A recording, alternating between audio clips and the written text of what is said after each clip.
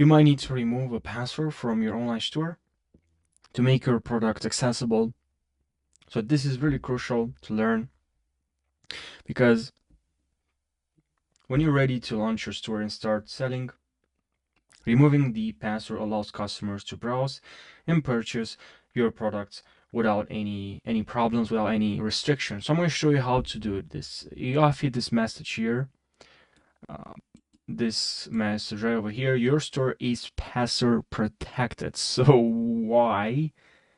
It's because I'll use this feature, the option to protect my website, when let's say I want to work on my website, on my store functionality, my design, but I will not, the viewers, they won't be able to access my website because it's password protected. So if you click on here, I'll actually copy the link and you'll see the way it looks like.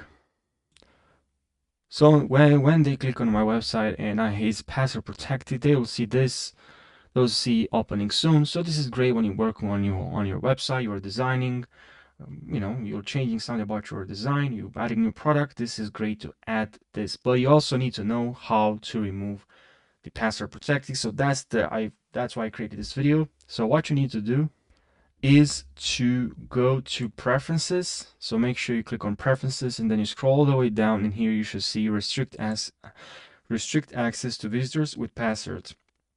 Just uncheck this button, password protection, and you save. And now when you click on online store, you don't have the nothing here with password protection. You can also click on customize here and customize that part, the password.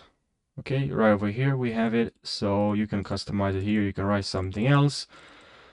You can write something else, whatever you want. You can change this. You can add another section here. So yeah, I hope you found this short video helpful. Subscribe for more Shopify tutorials.